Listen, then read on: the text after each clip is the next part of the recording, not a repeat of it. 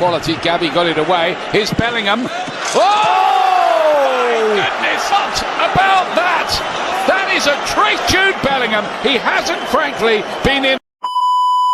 Oh iya, ada apa sih? Assalamualaikum warahmatullahi wabarakatuh.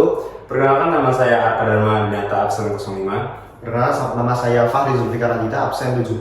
Kami berasal dari SMA Negeri 1 Genteng. Di sini kami bertujuan untuk membuat video materi pembelajaran sel yang khususnya pembelajaran sel amitosis dan mitosis.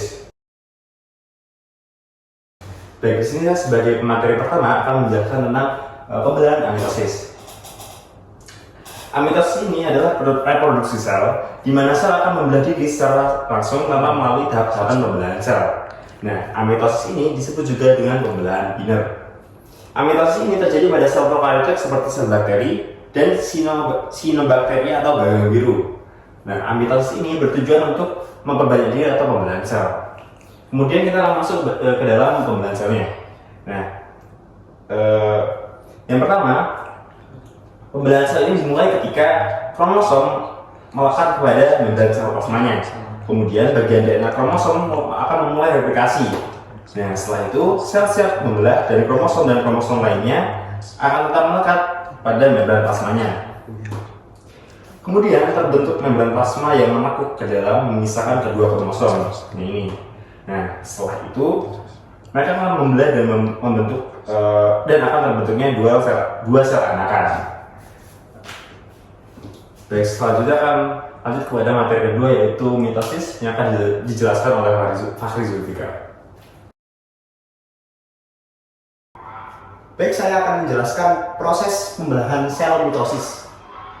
Sel bereproduksi dengan cara membelah untuk menghasilkan sel-sel baru dengan cara mitosis. Mitosis adalah proses menghasilkan dua sel anakan yang bersifat identik dengan sel induk. Mitosis terjadi pada sel tubuh atau sel somatik. Tujuannya adalah pertumbuhan dan perkembangan serta referensi dan perbaikan sel-sel tubuh yang rusak. Sel-sel anakan yang dihasilkan akan membelah lagi dan menjalankan suatu siklus berulang yang disebut dengan siklus sel. Mitosis terbagi menjadi 5 tahapan, yaitu yang pertama profase, yang kedua prometafase, yang ketiga metafase, lalu yang keempat anafase, dan yang terakhir telofase. Pada profase terbentuk kromosom, lalu membran inti dan nukleus menghilang, serta benang spindel terbentuk. Lalu pada prometafase terdapat mikrotubula, lalu kromatit dan kinektor. Pada metafase terjadi sentrosom berada di kutub berlawanan, lalu kromosom berjajar lurus di bidang ekuator. Pada anafase, kromatit terpisah menuju kutub berlawanan, lalu sel mengalami karyokinesis. Lalu yang terakhir telofase. Pada tahapan ini kromosom diuraikan menjadi benang kromatin, lalu membran inti dan nukleus terlihat kembali, dan yang terakhir terjadi sitokinesis. Setelah fase telofase, sel akan membelah menjadi dua, dan masing-masing dari sel itu akan kembali lagi pada fase profase. Baik, itu saja yang saya sampaikan.